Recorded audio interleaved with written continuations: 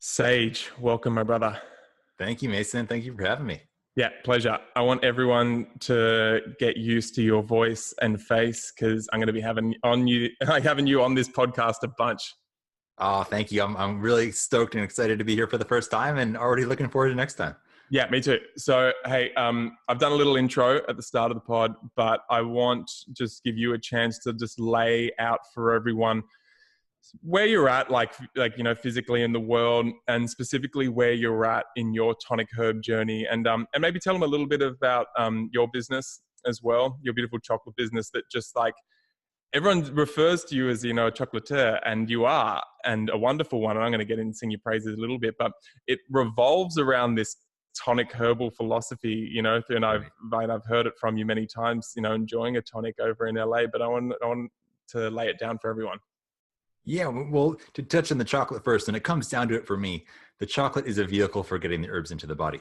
Now, that can be done with many different kinds of chocolate in different ways, but I figured if you're going to be creating a delivery system for the best herbs in the world, why not maximize the benefits and the quality and the integrity of that delivery system to make it with, heirloom Oribe Nacional cacao, have it be still raw cacao that's completely free of mycotoxins and sugar-free while you're at it. Might as well, right? If you can, why not? So it's like, if you're going to build yourself a spaceship, make it nice, make it comfortable, make it beautiful, make it out of good quality materials. Yeah, I think you actually do it as well, because yours is the only sugar-free chocolate that I'll eat. There's a bunch of people trying to do it here in Australia, and they're failing abysmally. And I can't pretend, like everyone's pretending that it's delicious when it's not.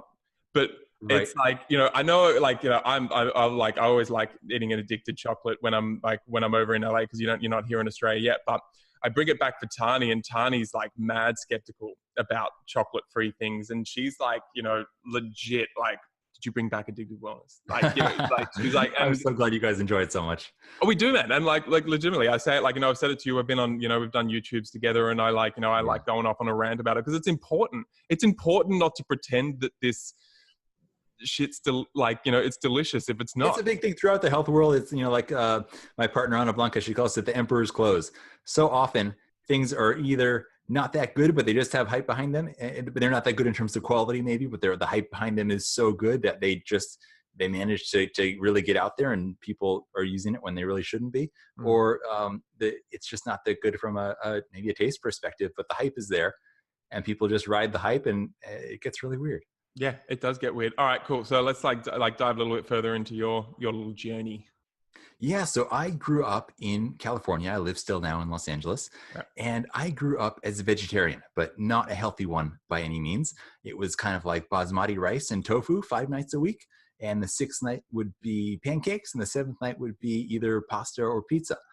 And that was kind of like my childhood, with insane amounts of carbs and a bit of soy. And so somehow I managed to survive. And when I was in like my mid-teen years, I was realizing like my energy is not great. I don't feel amazing. I've got some, some skin problems and stuff like that are really, disturbing my self-esteem. And when I was 16, my parents opened up a wellness center, and they had like infrared jade massage beds and infrared saunas and massage therapy. And they started selling some superfoods there. And this is amazing and incredibly fortunate for me to be able to get exposed at such a young age to some of these Eastern concepts of prevention, rather than treating a disease after it already becomes problematic, and really working on your circulation and getting the blood moving through the body. And there was a local guy who brought in his products for them to potentially sell there. And he was in his mid 40s, but looked really young and really healthy. He was totally ripped. And he had this product that was a mix of like hemp protein and some other Western herbs like milk thistle and some chlorella and spirulina. And I just got to talking to him, and he kind of seemed to have what I wanted in a way. Like, he was super fit, totally ripped, and he was healthy, vibrant, really smart, and looking young. Like, that was something I was already thinking about at that time. Like, how cool would it be if, 30 years from now, I don't age? And so I said, okay, I'm going to get on this guy's program and start blending this thing into a smoothie every day. And I didn't know what I was doing. I was just taking this mix, taking a big scoop of it and putting it into a smoothie with Tropicana orange juice. I don't know if you have an equivalent, but it's a very conventional orange juice that we have here in the States. And with some then frozen berries and a banana. And I would just blend this and drink it every day. And after like a week or two, I started realizing I was having this incredible feeling of energy and clarity afterwards. Like I really felt like an incredibly clear high. And this just blew my mind because I'd never felt like this before. And I just started thinking, if this was out there all this time and I never knew about it, never knew it was possible, I never experienced it, what else have I been missing out on? So that was kind of like shot me off down the rabbit hole of wanting to research more about raw foods and superfoods. And then, a little bit later, getting into Chinese and Ayurvedic herbs and some Amazonian herbs. And every new thing I would learn about, I would try. And the more things I would try, the better I would feel. The better I would feel, the more excited I would get to learn more. The more I learned, the more I then wanted to try. And it was this incredible benevolent cycle that began, that has led me to all kinds of incredible experiences and really diving in deep to, especially into these traditional herbal systems of indigenous cultures. When did you work at I don't know, a lot of people listening would have been to LA and gone to Air One, the Tonic Bar there, which is an institution a lot of people have, and a lot of people new to the tonic world. And it's like kind of got a little less cachet, I think, at the moment, just like worldwide, as when it was a little bit of a micro community in the tonic herbs. Right. It used to be kind of really the epicenter of the health world in America. Yeah, man. It's like changed a little bit as their business has evolved. But Air One, what it used to be was a tonic elixir bar in the center of a health food store that's been around since the 70s, right in the center of Hollywood, where all the celebrities and models and everyone, directors and whatever goes to. And it basically was a setup where you could come up in there knowing nothing, and you would have a chat with someone behind the bar who is a really knowledgeable herbalist. And they would kind of give you like this 5-minute mini consultation, figure out where you're at, what you need. And it was kind of like people would come up to me there and I would say to them, well, if you could have this drink or smoothie or ice cream that I'm going to make you, do absolutely anything for you. If it was like, if this is the movie Aladdin and you could ask the genie for anything, what would you ask for? Because as you know, Mason, these herbs work on so many levels, and they just tell you what's going on with them. And you ask them a few questions to kind of get a little deeper to the source of it. And hang on, let's go into that. Can I go into that? Because this is of course. This is at the heart of tonic herbalism. And this is something that's interesting. Having a business where like we've got these herbs that aren't necessarily symptom-based, as we know. If you've got inflammation, if you have an extreme weak immune system and have like this crazy infection, of course, there's going to be things that we can use, and it's somewhat clinically, you can use the herbs. You've got naturopaths and like practitioners using them. But on the other side of it, as you said, if you've got like if you've got the genie and you're asking like, what do you want? What are you tapping into there? Like, I want to talk about this difference because we talk about intention all the time. Like a little more of a white bread way of talking about it is like the goals, like what are your health goals? But, I talk a lot about like, when you're 90, like feel that rhythm of like that's, that silk line connection you hear when you're 90, and then like feel that intent of where you want to be and be rocking like for you as that 40-year-old guy. And I think about that, as well a lot. Like I think about my 90 and 100-year-old self, and it's not about immortality or anything like that. It's practical. Like, it makes me think when I'm doing my workout, it makes me think about my knees and not blowing them out for my 90-year-old self. And I feel like you tap into it there. How do you approach that conversation? And what do you think are more of the deeper aspects of that side of tonic herbalism that a lot of people don't get to? Well, I think a lot of people get stuck in the story of where they're coming from. And by all means, it's important to know your past and know the traumas that you've been exposed to and work on healing those. But so many people get stuck in the story of, I have psoriasis, I have this, I have that, I have eczema, I have acne, and that just becomes their mantra. And of course, that's not really helpful in any way. It does become the mantra, right? That's why, like, I think that must be why, like, story. And then you keep it the truth because you identify with it so strongly. You know what? I reckon that's why Vedic meditation is able to charge $1,000 for a mantra, because everyone's like, just give me another mantra, man. I'll give you whatever, how much it costs. I don't care. I just don't want my mantra anymore. Right. Because we all have such a bad, not all of us, but many of us, unfortunately, have slipped into bad, self-repetitive statements about our story and who we are and what we're doing. So it's nice I always loved it. It's kind of, you see people do this where you can get just in such a groove, right? And you're just going along with your life and you're in that groove. And unless something radical happens to break you out, you could wake up and then suddenly it's 30 or 40 years later and nothing's changed. And you've, kind of probably aged at an accelerated rate and looking a little different. but your story hasn't changed. You haven't really evolved your life and done anything epic.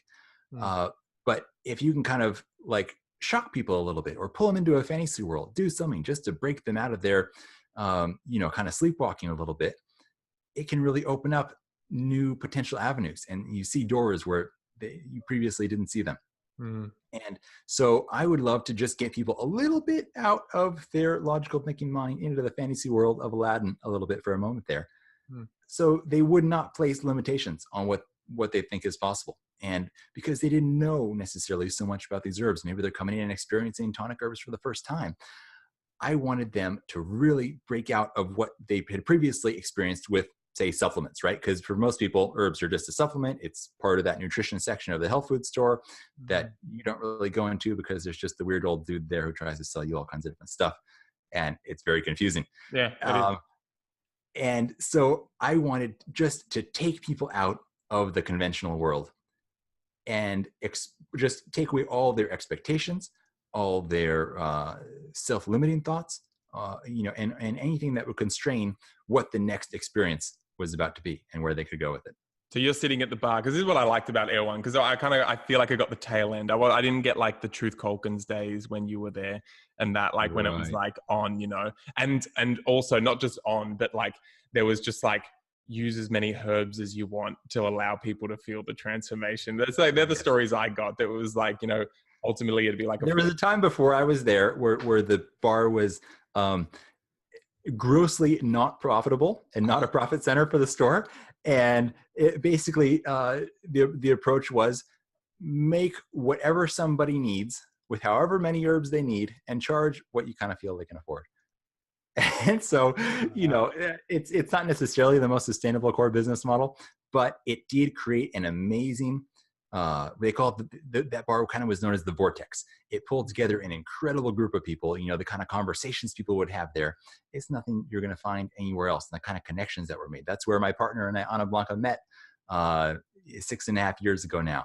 And, my pickup line to her was, hey, is that a Jing City you're drinking? I mean, what other bar can you pick up a beautiful woman doing that? Yeah, that's so hot, man. Did you say, is that the Jing Supreme? I said, is that the drink there was, they called it a Jing City. So did she know what it was? Or you were like, it was like, you would have been. No, she knew. She was a regular at the bar there. Oh, yeah. I had just actually moved back from Australia at the time. This is back in fall of 2011. I had been living in WA for about a year. We'll talk later about you setting up Tonic Bars and working over at Samudra. But back to Air One. Yeah, so it was just a really incredible experience. And, what got me in there was I had just moved back from Australia and kind of wasn't sure where I was going. I said, okay, well, there's this amazing thing going on here with this vortex of a tonic bar.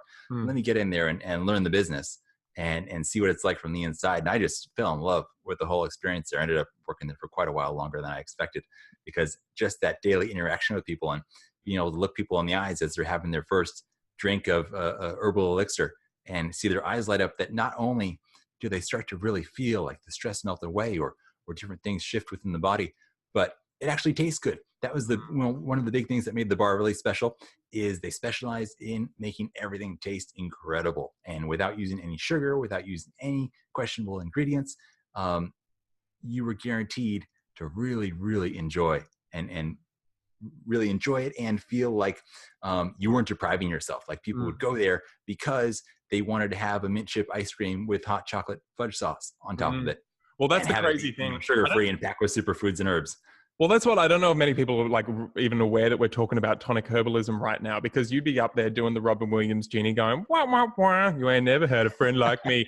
And going, all right, if you had your magic genie and you had your 3 wishes and the 3 wishes for your life and your health, like what would they be? I'm going to go and then I'm going to make an ice cream or a fudge sundae or a hot chocolate or a dandy tonic, and it's going to have that in there.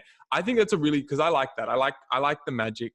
I like the fact that we can have these magical conversations and not just leave it there. You have a company, I'm sure you're aware, it's like it gets to a point where it's not fair to just leave everyone there. We need to have more of a multi-dimensional conversation as well, and have a very grounded conversation at the same time in terms of specific results, in terms of if you're going to expect these results, there's a lot of compliance and there's a lot of investment in terms of your intent and the consistency of transforming your lifestyle and your actions. And you're going to have to get into your mind, you're going to have to get into your emotions, and it's going to be a shit fight, but it's also going to be a lot of fun.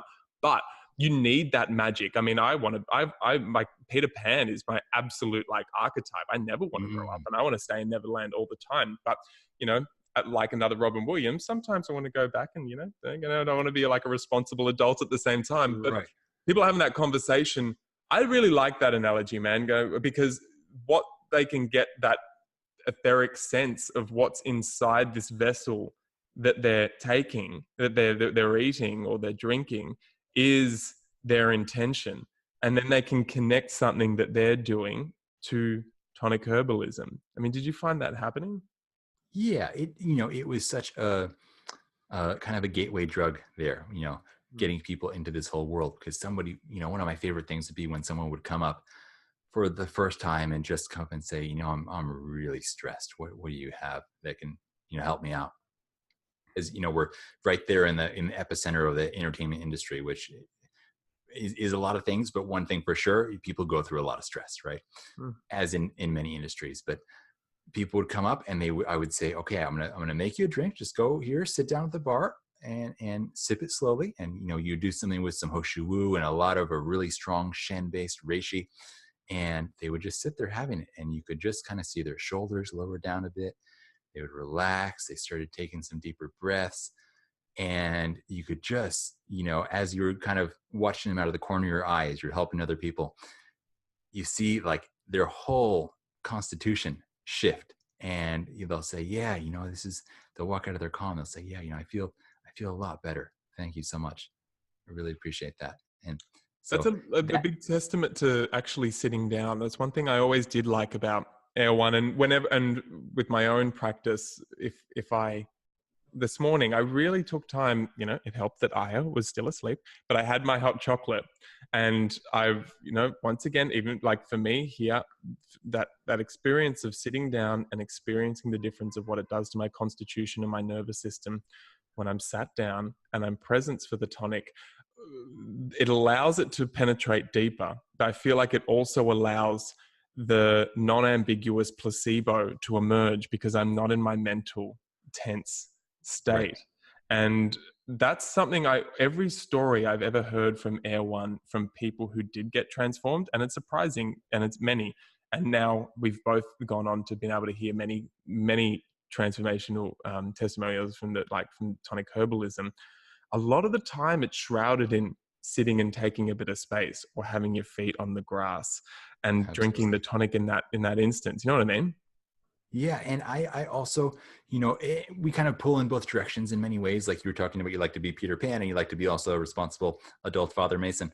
Sometimes, you know what? I was just laughing myself this morning, and I was going, is it bad that I won't answer anything from a landline anymore? Because it means I'm going to have to do some adulty kind of things. Right. So anyway, yeah, I'll just add that little caveat. Sorry. Yeah.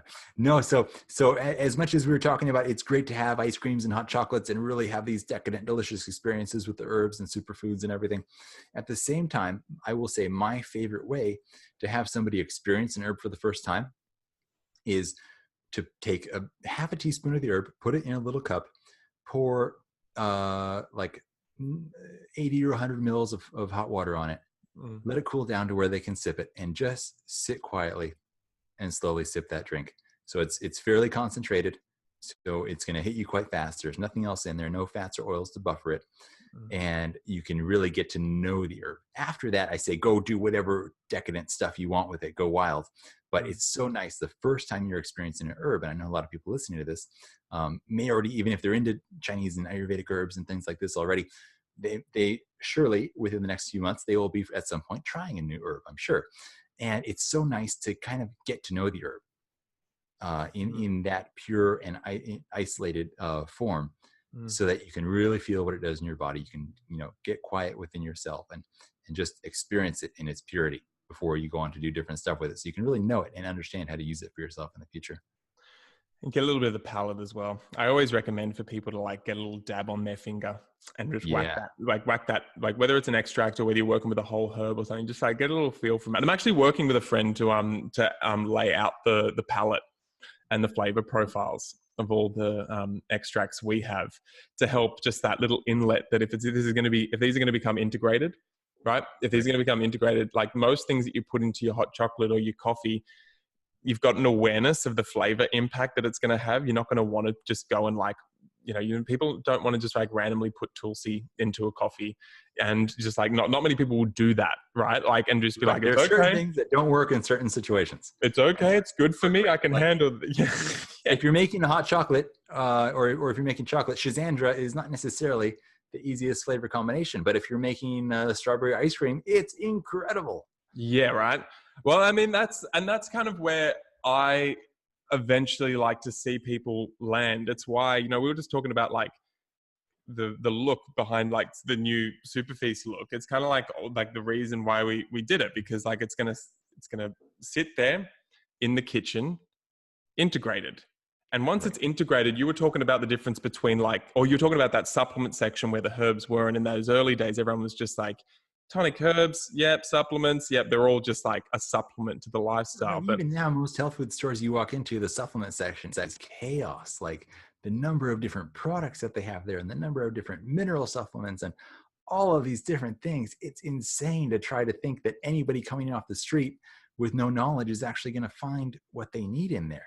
It's like a crazy black hole of chaos. All right, well, let's talk about this. If we're going to talk about the philosophy of tonic herbalism a little bit, because if you go into if you go into your dreaming in terms of your health intention, I often find it difficult to keep on that dreaming track if it comes to a supplement. I still use supplements for often short-term intentions. I've got a couple that sit there really long term, although things like MSM I'm starting to relate to more as a mineral herb in which I've integrated. But when you look at tonic herbalism, I feel like it just starts to transcend that mindset that keeps us sick. Like I'm needing to address a problem because I'm like, right, what's your problem? You're sitting in the middle of Hollywood and you go, like, I'm anxious and I'm on edge and I'm stressed. And you go, okay, cool. Let's have some Hishawu and let's have some ashwagandha and let's have some good Shen-based Reishi, and you can feel an effect. But then that bridging, I want to talk about that bridging effect, that actually leads you to that long-term usage. And then it stops being about stress and anxiety, or it might, very, justifiably be about not allowing you to slip into that stress cycle, but keeping you protected from it. Like, how do you find, okay, so like, I feel like last year something tweaked and tonic herbs in my bubble that I'm in kind of entered a little bit into that realm and were less associated, even when they were like extracts in jars or like in, you've got your little single serve elixir combinations that, I feel like something happened last year. And I feel like medicinal mushrooms took over. No one thought anything would take over how big superfoods were 5, 10, 15 years ago. Yeah. And I feel like medicinal mushrooms and adaptogens did last year. I feel like we haven't even started yet. It's like, and I didn't think it would happen. But I feel it's got a lot to do with that thing that we can't really talk about, that's intent and your organs and your meridians and your intention, and I believe intention arrives from that connective tissue, that gooey fascial tissue. Like if we're going to get it anywhere, if it can continue to recognize the thing that's coming in that meets that intention and then keeps on driving it throughout your life, the mind can get on board more and more and more and keep on suggesting that we take that rather than that. Out of that sickness mentality into that prevention mentality, I sensed that going on last year a little bit more. And it's exciting because that's what tonic herbalism is. That's what Taoist philosophy and yogic philosophy. It's so different from start to finish, right? Like when you're dealing with a lot of these supplements, 98% of them are in capsules. And the cool thing about the way tonic herbs have evolved is that if you go back 10 or 15 years, mostly you could only find them in capsules back then still. But now, companies like yours have done such an amazing job of getting the powders out there. And so people have to you're forced to interact with it in a different way. you have to get personal with it, because either you have to taste it directly, or you got to know how to work with that flavor to make it functional for you. Mm-hmm. And so people are getting to know them on a different level. You can't hide it inside of the capsule anymore. So you have to be connected to what's going in your body and develop a different kind of relationship with it in that way. And just kind of that almost starts a domino effect, I think, of, okay, well, now I've tasted that flavor. Well, why does it taste like that? What is it going to do next? What's happening in my body? And there's not as much of a delayed effect in terms of, with these tonic herbs, I always say they have an immediate effect and then a long-term cumulative building effect. And kind of, I think you hit the immediate effect a lot faster because you're absorbing things through the mucosa, because you're absorbing it very quickly through the gut. Whereas compared to, in capsules, you don't know really, like, do those take 15 minutes? Do they take half an hour to really dissolve and get into your body? And so the experience is much more immediate, and people are getting to meet these individual herbs and learn their story and learn their background, and the education that's come from so many areas of the health world to help people do that has been so exciting. And you can tell a much more romantic and exciting and beautiful story about reishi mushroom than you can about N-acetylcysteine or magnesium or whatever it may be that people are taking in capsules. Let's talk about long-term effect. What's your take? What's happening in the body? If we look at reishi, when we talk about accumulative benefits, how do you experience them, and how do you actually see it happening? Is it because of the constituents? Is it because of the toning? How is it toning? Do you have any insights on that? Yeah, it's working in many ways, I think. The most prominent, I would say, is that it's allowing your body to pass through life with greater ease. And it does that, of course, in a multitude of ways. They're helping to detoxify you. They're toning your nervous system. They're supporting the liver. It's kind of all the challenges that your body runs into. So many of these herbs are able to fortify your body's natural methods of dealing with these challenges. And it's also so different from, the more synthetic supplements, though they do have their place. And there are, like you, have certain ones that I take every single day. With the herbs, they are in this natural biomatrix of all their biological cofactors that they've evolved with over thousands, tens of thousands, hundreds of thousands, millions of years. And they are kind of this really complex set of molecules that surely have great synergy with one another in terms of the different molecules within an individual herb, not even to speak of the different herbs with each other, that has been so magically crafted by nature through the evolutionary process. And that's something that you don't quite get with individual herbs. Like you and I love to laugh about how with all these nootropic supplements, that they kind of just pull together some random different individual chemical compounds that surely do have some biological effect, but the long-term impact has not really been studied. And you don't really see what these are doing in a broader spectrum in the body. And after what if you're taking this thing for 20 years?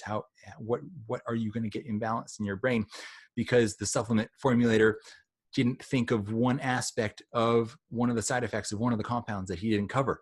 And then you're screwed because, once the brain gets into trouble, sure, it can be pulled back. There's things you can do, but it's a lot more difficult than if you had just taken lion's mane in the first place. Right. It was interesting talking about, because we both got a little nootropic. You've got your focus green. Right. Is it right? Yeah. So we have our focus chocolate. That's it's the green one. Good memory. Because it's interesting. And we've got neural nectar and lion's mane. Very popular, and you see it lifting more and more and more. And I think you were saying the same. It's been increasing more and more. Absolutely. And it's so nice to see people becoming aware of the importance of taking care of brain health. For a while, for a few years there, it was more about energy and stress, which of course naturally have impacts on brain health, but people thinking about the brain first is really interesting. Well, it's been interesting. I think it's been a natural progression from the people that are following along with myself and SuperFeast, where Jing exploded because everyone didn't go, oh my gosh, this is going to give me energy. Everyone went, wow, there's kidney and adrenal and HPA. cortisol regulating, sex hormone regulating functions, in which I can use these herbs to tone, and then in my own sovereign ability, bring back my capacity to endogenously have the deep roots of energy within my body. So I have that potential. And then knowing that then regulates brain function in the marrow of the brain, which I've been hitting again and again and again and again, like in our education, then you see the natural progression once, because a lot of people go like, man, I can't imagine I'm ever going to be off Jing. And what's the black chocolate you have? Yes, we do a recharge chocolate, which is our Jing herb chocolate. So we have in there cordyceps, hoshu, cistanche, eucommia, vermania, and morinda. Yeah, you know hard, man. And so I know you have some similar stuff in your Jing blend. And yeah, it didn't go down the cistanche route. I'm kind of playing around with the cistanche in your pants at the moment, which I'm loving. But you've got dendrobium in there, which is one I love too. Far out, that herb, man. Well, I think I've told you about that story when I was just like sitting on Jing for 2 years and I just couldn't get it right. And also I didn't feel like the intention was right with the marketplace in terms of it not being like grabbing for energy. And then once dendrobium came in, it was just like, and talking to you, I've talked to you about it, like right back in the developmental stages, I was talking about dendrobium, and we were just like discussing its energetics and its sealing nature.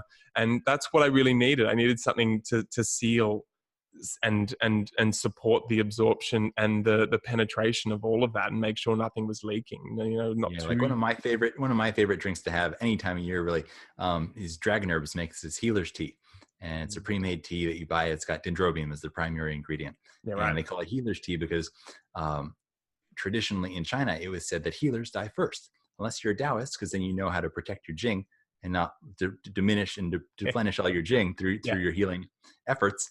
And so dendrobium is used as you said, as a locking herb and as a Jing restorative. Well, that's been cool, because I've seen Jing get, and this was the other thing, naming it Jing, later on was just like, oh gosh, no one's searching that, that's not going to work.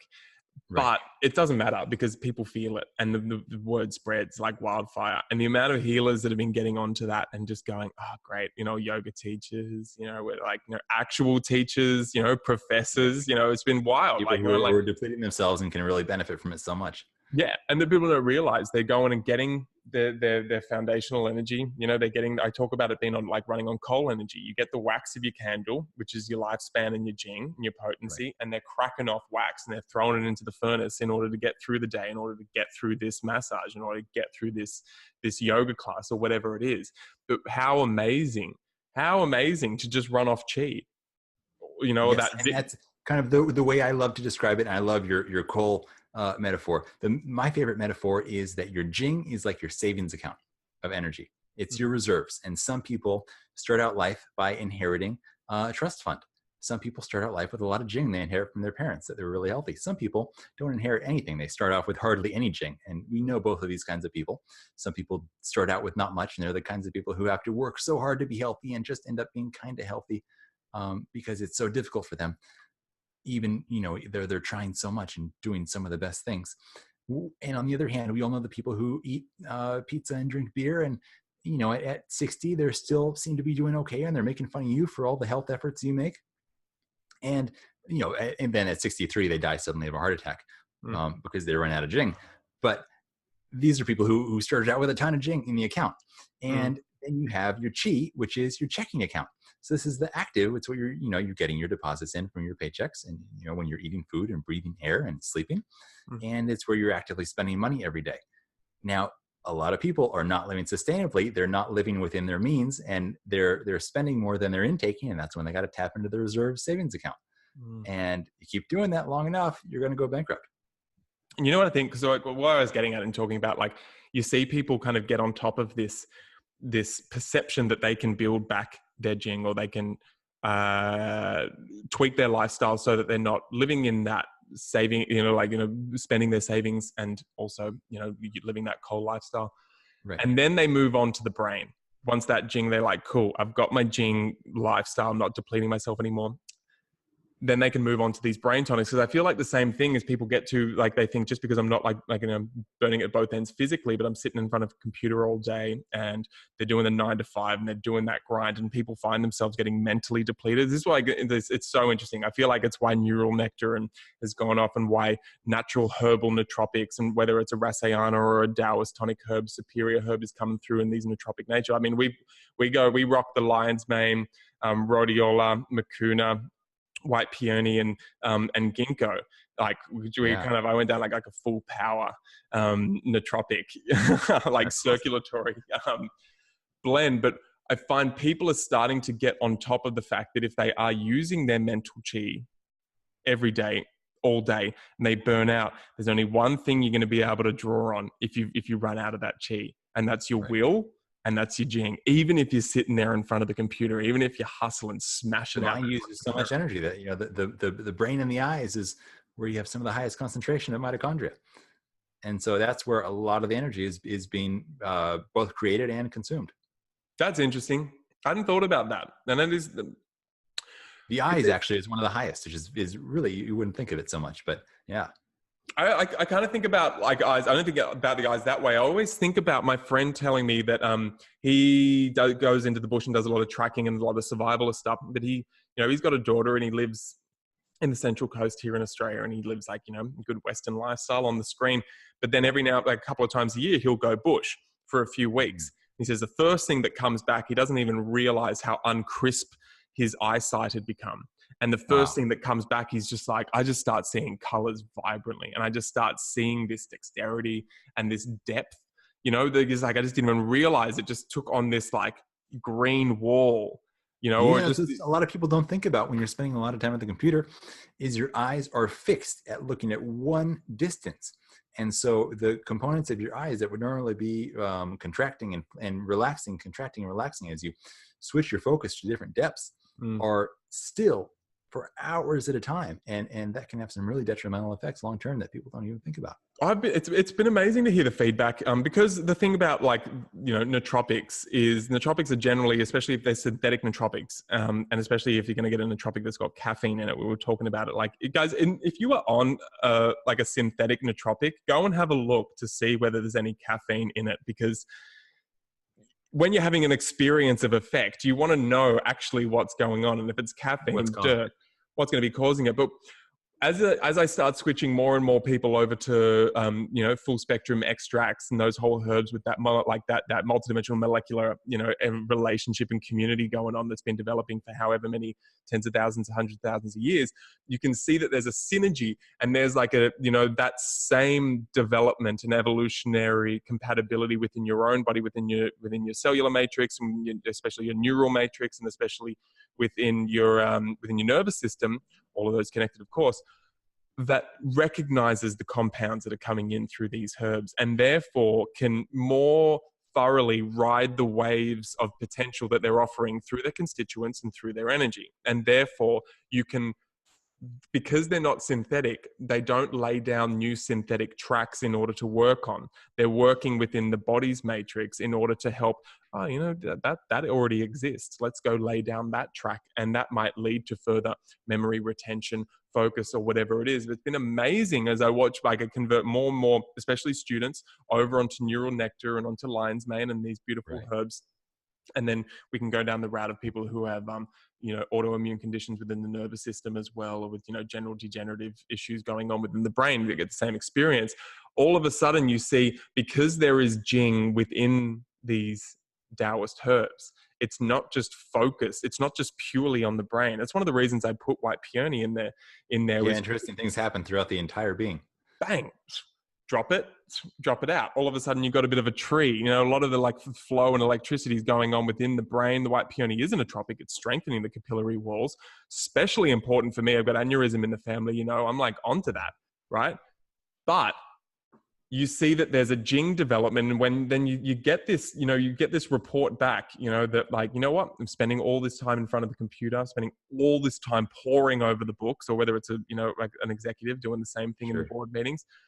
I'm just a little bit more robust. I'm feeling pretty good at the end of the day. Then there's this experience of like, I'm starting to get a little bit of a handle on this. Maybe, do I want to do this to myself? There's less victimhood about it. You know, there's a little bit of like, You can rise above it a little bit and see it from a different perspective once you can dominate the situation. Why it's wild, right? Like, and so this is where, like, anyone out there who's in that position, I generally get folks onto neural nectar and Schizandra, because, you know, I just like, Schizandra is my favorite liver herb, right? Yeah. Or the beauty blend. Absolutely. I love seeing that, because everyone's like, Schizandra keeps the mind sharp. Oh gosh, is it a nootropic? Is it getting in the brain? Hang on, there's no actual like real brain and neural compounds like directly going on within Schizandra, yet the effects are like undeniable. And Right. Well, generally, and it was studied in China, and they did a 2-part comparison where they had a group of students just drinking coffee during the exams, and they had a group of students taking Schizandra. Schizandra students outperformed the coffee students. oh yeah, it's so good. That is so good, man. And It's locking in the sense that I think on an energetic level, and of course we'll see in 20 or 25 years if this plays out in actual studies of some form, the locking nature of it helps you to lock in some information in a metaphorical sense, and we'll see down the line what happens, in terms of how that plays out in a chemical sense. That's a good point, because you have to, if you're going to survive as a herbalist or even as an amateur herbalist, you need to be able to look at an astringent and look at how that's going to play out over a lifetime in terms as a disposition. And if you have the capacity to astringe within your neurology, within your emotional aspect, there's people like, when people go like, oh, how much of the herb can I take? Like, can I just keep on taking it as much as possible? Like, yeah, technically, yeah. But eventually you're going to feel that there's a little bit of it's like a song. Can I use too much of this note? It's like, well, no. But if you really want a symphony going on, you might want to get some different. At a certain point, okay, that's enough. You can do something else now. You can do something else now. It's funny we're talking about Schizandra with that, because Schizandra, almost more than most herbs out there, I think, almost maybe more than any herb I've experienced, has a point where it tells you that it's enough. Yeah. That's just my personal experience. You hit a ceiling and okay, I'm ready to not take any for the rest of the day. Interesting that you say for the rest of the day, because that's what I was going to say. Because I'm like, it's a dosage thing. And this is where like people don't like, I'm liking getting more and more feeling sense within myself and within customers, talking about that fact that I just felt like, I felt like I only wanted half a teaspoon of Schizandra a day and say, oh, why? I don't know. I just felt it exactly. Same with kale. Yeah. Same with bananas. Same with apples. Sometimes you just feel like a certain amount. Sometimes you want to lower it. On the Schizandra thing, also just want to like throw out in terms of that sharpening of the mind. And it's always important. Like I find it's always important now, if you're getting in and bringing that folklore back in, if you lean east and start bringing back that organ association with the senses, liver, eyes, then you can run through fascial anatomy and see that there is that fascial link, and of course a meridian link that ends from the liver up and through the eyes. And you can you can start to go a little bit into the dreaming. I talk a lot about not just looking at the stars, the shiny things, but looking at the space between the stars. And all of a sudden that blows out, and you can start getting a little bit more long-term deep perception of what's going on in your body. And just do whatever's comfortable for whoever's listening. It doesn't need to be too mystical or out there. It's like whatever you're doing is perfect. But feel about, if that's something that's been laid down, we can generally get science is starting to say, yes, there's an association between liver and eyesight, right? We start to get a connection there, especially when you look at antioxidant and theory and the protection of the eyes, but then look at the fascial connection, the meridian connection, and you can start to see like over 20-year span, if my liver is connected and the way that my liver breathes and moves and functions is either going to bring a flaccidness to that connectivity to the eyes, or it's going to bring too much tension into the eyes, you can start to feel that angry association that occurs with eyesight, and going, just going like getting blind with anger. Of course, we've got that, we've already got that association. All of a sudden, over a 20-year period, you're going to be able to bring something into your lifestyle and your family's cultural awareness in terms of like, if there is a tendency towards eye strain, let's look at the liver. Let's support it with the thistle. Let's support it with the Schizandra. And maybe that's where a lot of the sharpness of the mind is coming from, through that ensuring that there is a real nice and flow and a continuous breathing. You tend to the fire, or the ecosystem of that liver long-term, all that, like that sprout farm, that spring, Yeah, it's that spring energy. You tend to that over your lifetime. One of the reasons I love tonic herbs is you only need to touch that intention every now and then. You ingrain that Shazandra into your lifestyle. You're tending to it, which is how you want to get. You want to get subconsciously tending to these things, unconsciously tending to these things, not unconsciously ignoring them, right? And that's what you want to integrate it to where you don't have to think about it all the time, and it just kind of almost becomes a part of, you become fluent in herbs in the sense that when you're learning a language, anyone who's ever learned a language knows that the first couple of years, you think it in your first language and you think it in English and then translate into Spanish and then say it in Spanish. Well, when you hit fluency is when you're actually thinking it in Spanish and it just flows out without having to process a flip over. Sí, so exactamente. You're still taking Shazandra and you're taking it when you need it and when your body calls for it, but you're not having to think about it, all the time. That's when you hit herbal fluency and you take on a deeper level of your relationship with the herbs. So you've gone, we're having a meeting yesterday, right? We had a big ass marketing meeting and we're all sitting down and looking at this new year and what's laying ahead. And one of the things that just laid everyone, really out of their heads and really, really tuning in to what we're doing this year was these herbs, the spirit of these herbs, they're up and in our faces and here for a reason. They've made that bridge over to the West for a reason. There's many humans that have done so. We know many of them. We both talked about many of them, but they are here firing on all cylinders, whether it's a remedy or whether they're in their own, let's have fun as humanity. They're not here serving, they're here to play. I think that's an important one. They're not here for us. They're here with us. And ideally we're here with them so we don't destroy the landscapes in which they actually live and the cultures in which they emerge. You've done we just came out with that. I thought that was we were wow, it was real humbling. It's an honor to facilitate this coming out. It's great to be a part of something that is so closely tied to nature. And as the Taoists would say, helping funnel the energy that flows through all things out into the world. And the amount of people that it impacts, it makes doing this kind of business feel very different from just about any other business out there, to where you have such a great feeling at the end of the day, when you're reading reviews on your site or emails that people have sent on how much they're enjoying your product and the feelings and experiences they're getting from it and their family and everything. It's really magical. And before you were doing the chocolate, you were in Australia and in France doing tonic bars? Yeah. So I was, that was my last thing that I was actively doing prior to starting Addictive Wellness was first I met this guy who runs one of the nicest hotels in Paris, Le Royal Monceau. And he said to me, okay, well, I want you to come set up something like this kind of a tonic bar at our hotel. And I was like, wow, that sounds really exciting, because it would be so interesting to introduce this novel concept of healthy indulgences that I have so much fun with to this whole new group of people who are these world travelers and businessmen that never would have experienced it. So went over to Paris and did a whole training with these guys, and it was so funny because I knew I'm going to have a real challenge ahead of me here, because I'm going into France, which is some of the strongest old culinary tradition and strict rules of how food is supposed to be done that you can find anywhere. And so I met the chefs the first day and I was like, all right, how am I going to win these guys over? So first day there, I take them into the back and I say, hey, I know we're not really starting until tomorrow, but just wanted to make you guys a drink tonight. And so I made these guys the absolute strongest aphrodisiac elixir I possibly could. Tons of mucuna, tons of sustanch. We had some hoshu in there, and also some black ginger from Thailand, and just everything I could get in there and still make it taste good. Brought it around with a hot chocolate kind of flavor. And I said, okay, drink this, guys, go home, hang out with your girlfriends, and I'll see you tomorrow and we'll get into it. And they came back the next day. I remember there was this one guy, and he came back, his eyes were like this big and like, whoa, what did you put in that? My girlfriend could not believe it. And I was like, all right, yes, these guys are mine for the rest of my time here. They're gonna really go for it.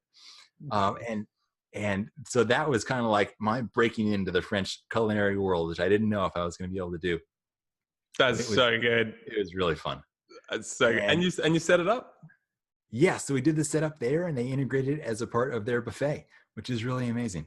And so people could come there and they could get kind of the traditional French pastries, and you go down to the next station, and there you got superfood smoothies and a hot chocolate with reishi and hoshu, and we did like a whole menu of different tonics that were ready to go there, and the chefs were trained on making it, and it was so cool to be able to go around and just we would have them go through the kind of the restaurant as we were introducing it and say, hey, would you like to try this healthy hot chocolate? And people were just blown away. And then that wasn't even with knowing what was in there. And then they would kind of explain to them, we have these amazing herbs from China in there, this reishi mushroom that's going to bring down anxiety and activate the intelligence of your immune system. And some of that kind of went over people's head a little bit naturally, but some of it they were like really interested and started to open doors for them.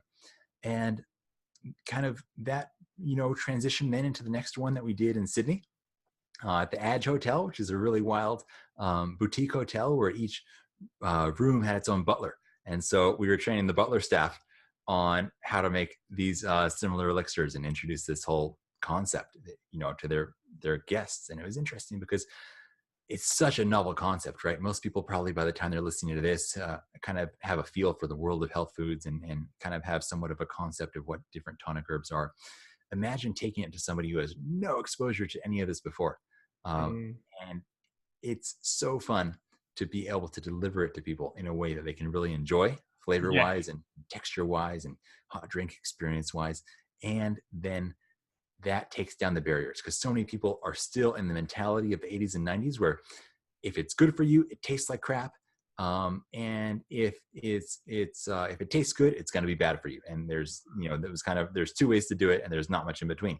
Mm-hmm. Well, now that's crossing over, and you can do anything. You're limitless, and if you can get clever and get creative with what you're making, you can achieve your wildest, most decadent food dreams. Oh man, but some of my wildest dreams is to just see lion's mane and cordyceps blended into an Earl Grey tea at the retirement home for maybe Don. I think that I don't care how they get in. And I've had that happen. And this is what people they've got their grannies, and their grandpas, and they're going through their dementias, or they're going through their little complaints about their hips and knees, or they're just worried and they just want to get onto it a little bit with them. And it's always the best, because the people that respond the fastest are the ones that are just actually, I don't know how to explain that, but I find whenever I speak to someone who's slightly willing, who's over 80, they feel it so quick. And it's so, because they just have such an I don't care attitude. I just get the best conversations out of them, and the best they're really candid about what they're feeling. I love speaking with people at that age who are kind of I've seen it all, and they're always kind of one step ahead, and they know what's coming. Actually, you know what it is? They're they can feel it, and they're going far out. This is amazing, but they've been around long enough to know, don't attach too much to it. Just ride it. This isn't revolutionary. This is your body doing what it does. That's right. I'm feeling great. I'm really loving this. Thank you. There's just a non-fantastical acknowledgement of what's going on. They're of course there's something out there. I think this is another thing. Of course there's a solution out there. That's what I find. They also kind of are a little bit more tied to times where people were living a bit closer to nature. Yes, sure. I think. Because we've never been as a society as divorced from nature as we are now.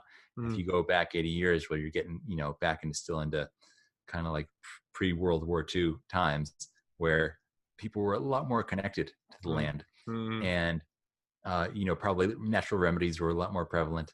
And it's also, I think part of it is that I always say people, when you're driving in a car, you don't feel speed. You could be going, 200 Ks and it doesn't feel that fast if you're just going consistently. But you feel acceleration, right? If you're in a fast car and you floor it, you feel that. Same with health, really. If you're already pretty healthy, you're and taking an herb all the time. Okay, if I've been taking astragalus every day for the past 2 years, I'm not going to feel a huge shift just because I take it tomorrow for the 721st time. But when somebody is kind of drifting off into that last portion of life, and their health is not the greatest, they're really going to feel that acceleration as it takes them up to a different level of bodily function. That's a really good way to look at it, man. Um, I'm going to just like you've touched on Jing and you've touched on Qi. You live in LA, man. Like, if anywhere needs more Shen, it's LA. Yes. So can you just, I want to get your 2 cents on Shen before I then just open it up to inviting, I'm going to invite some suggestions from people listening, because I want to have you back on again. And then I want to dive into some deeper concepts of tonic herbalism in the future. But I just want to round out those that three treasure insight, and feel free to go back and touch on anything around Jing and Qi if you wish. But I want to hear your 2 cents on Shen. Is it a primary driver for you? Do you think about it often? Absolutely. It's a core component. And as I was talking about the Jing before as being the savings account, the Qi is the checking account, then the Shen is kind of like your nonprofit organization.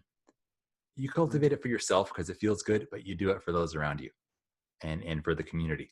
Because when you have cultivated the Jing and the Qi, now you have the ability to, as you're a big candle with a big wick and a big flame, now the ultimate purpose, as they say, of the candle is not just to have a big flame. It's your purpose of life is not just to have a big checking account, but it's if you can leverage that checking account and use it for something meaningful. If you're a candle, if you can give off a lot of light, it's the higher self, it's the light in your eyes. So when you cultivate Jing and Qi, if you stop at Qi, you're in trouble. Then you're just a hoarder. If you can go a little further and use it to light up the world around you, well, that's naturally going to be the ultimate purpose. And so then we look at these herbs like reishi and like pearl and like albizia that can give you a peace and, in some senses, a bit of an ecstasy and a happiness and a joy that not only does it feel great when you're experiencing it, but it has such an impact on those around you that you're dealing with every day. You know, we've all had an experience where we're doing just fine, but we come across somebody else who's really grumpy. And if we're not well centered in ourselves, it can affect us negatively. Well, we often don't realize that that person is us a lot of the time. If we're in a bad mood or having a difficult time of it, and our Shen is not in a good place, that we can have that negative effect on others, or vice versa. You can really cultivate the Shen and have a huge positive and beautiful impact on everybody and in the world around you. Where do you see your lifestyle focus outside of herbalism focusing? Are you generally focusing on supporting your Jing, Qi, Shen? Is it equally distributed? Does it change throughout the year? Jing primarily, Qi for fun, to just, okay, I'm going to go do something fun. Let's take some Qi herbs.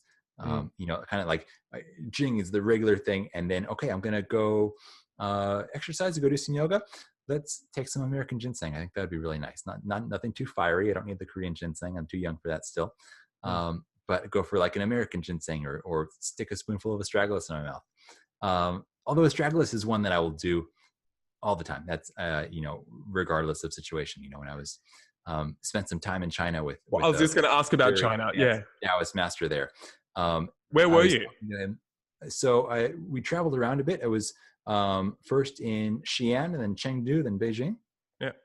And went to some of these oldest Taoist temples, went to the temple where Lao Tzu was said to have written the Tao Te Ching, went to the place where Dragon Gate School was founded. This is like the ancient Taoist school that really pulled together all this knowledge to hand it down through many generations. And we've benefited a lot from that.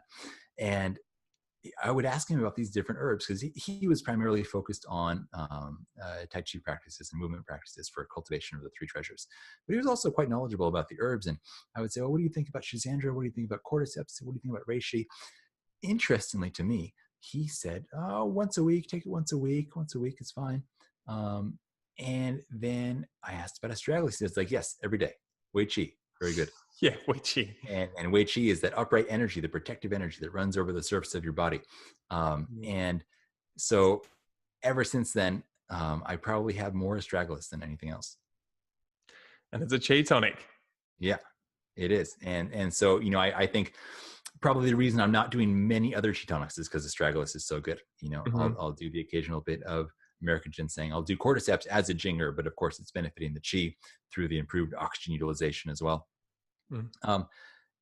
And I also focus a lot on, to dip outside the world of herbs a little bit, although of course it's all interconnected, on the quality of my sleep and Well, that's on actually what I was like. energy and blood sugar balance. I was wanting to hear more like about as well, like lifestyle wise, in terms of Yeah. supporting Jing Qi Shen. Like, where do you sit in terms of like what you focus on most? Does it all blend, or do you think in It all blends, I think, in the sense that, when you look at mind, body, and spirit, they don't sit separately.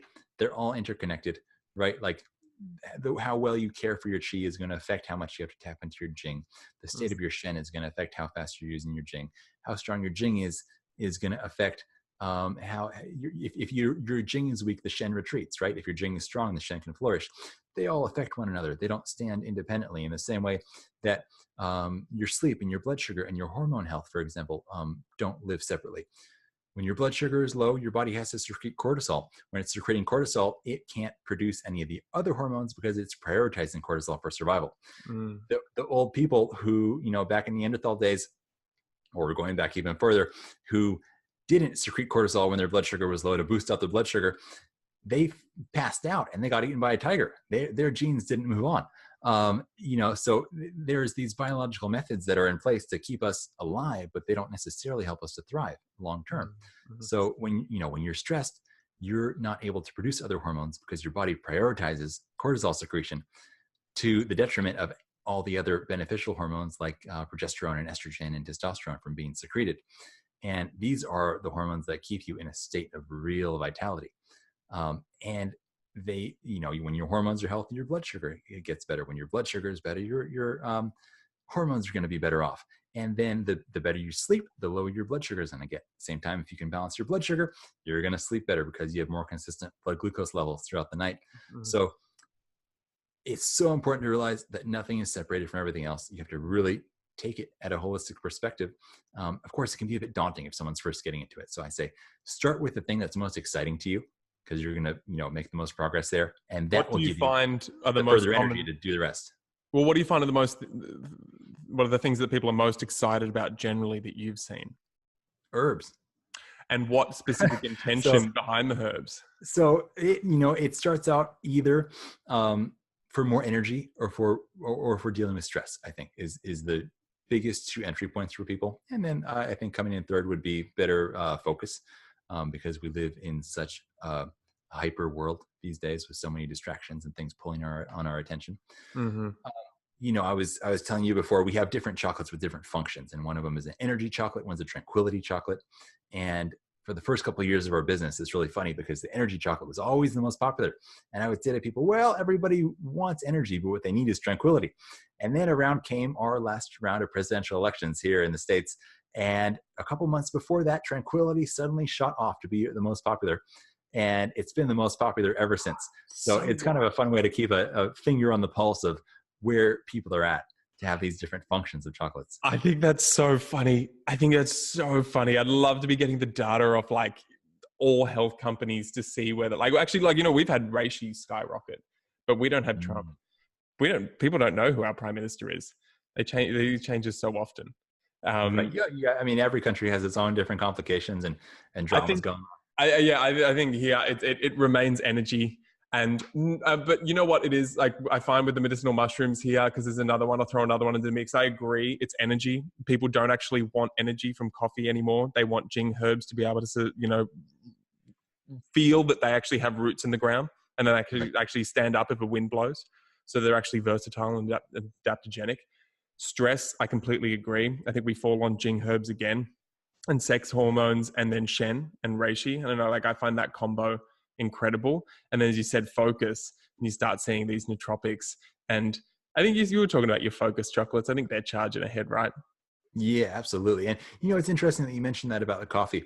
And I think it's great to hear that people are looking more towards the Jing there, because I think in the past 5 to 7 years, as coffee has become so popular as a health food, and sure it does have its benefits here in the US, people have neglected their Jing. They've leaned in my opinion, they've leaned too hard on the stimulant side of the coffee. And you can ignore the fact that you're depleting your Jing for a while, but eventually it catches up with you. 100%. Like, absolutely. Like, I don't think we can say that enough. I don't think anyone can say that enough, especially I think a lot of people who are listening to this are very aware of that and they've taken it on their own lives and they don't realize they're becoming the custodian in their family or their friends group for passing on that information, because Right. friends don't let friends leak Jing. And you don't want to Yes. become that annoying person that's like, hey, you should be doing coffee. I put Jing herbs in my coffee and rah, rah, rah.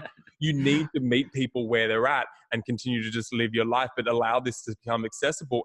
But at the same time, you care about someone, you want to be sharing this information with them. And over the years, just that consistent just sharing of that information. You are like, everyone listen to this, you are the custodian of this. Get these Jing herbs out there, guys. Get people aware that coffee is a herb, right? And then they're just simply interacting with the same herb again and again and again and again and again. It's like if you have the same emotion again and again and again and again and again, you get bloody boring and you need to diversify. You've got to mix it up. What I was going to say here is what people I think in Australia are especially looking for, and I think worldwide, is everyone looks at medicinal mushrooms and they go, you know, it's all about immunity. And of course, everyone's wanting immunity because everyone's realizing, whether they like to admit it or not, that the modern medical system is not a preventative measure for actually developing immunity in all walks of that. Whether you actually are like married to traditional modern medicine, and you're doing all the jabs and all the things and, you know, all the medications. If you're not, it's the same thing. It's like just taking coffee as one herb. If you're not diversifying in the way that you're developing your immune system, then you're boring and you're in a cult, and you need to actually start integrating a little bit with the rest of your ability to interact with the real world in a functional way becomes limited. Exactly. And you don't have a functional immune system. It's like the guy who comes to a party and only has one thing that he can talk about, right? Oh, yeah, that's it, isn't it? And that's what the Taoists say. Conversation. And so, yeah, if you're on the conventional immune pathway of, oh, I take zinc and vitamin C in the wintertime, I'm done. And so if I get sick, I take echinacea. Well, great. That's too late. So you're going to be taking it a lot then. You're going to be taking a lot of echinacea, and then your body's going to get used to it, and it's not going to work anymore. And the other thing with echinacea is generally if you have a viral infection and it's hitting your throat, you actually need to physically get the echinacea touching this. I learned this off Stephen Buhner. So you actually need to be putting that into a honey and letting that echinacea slide past and physically touching that infection of the throat, which is always a nice one. I like echinacea and andrographis and all those beautiful flu-busting, you know, tulsi as well in there a little bit every now and then, a little bit of raw honey to bust out that flu. Got to have that in there. But preventatively, the medicinal mushrooms, they're coming through and everyone's like, immunity-wise, yeah, great. Everyone needs that because everyone's genome is just absolutely deteriorating because we have so many viral loads coming in and taking snippets off their genes and doing all kinds of alterations to it and just like taking them down.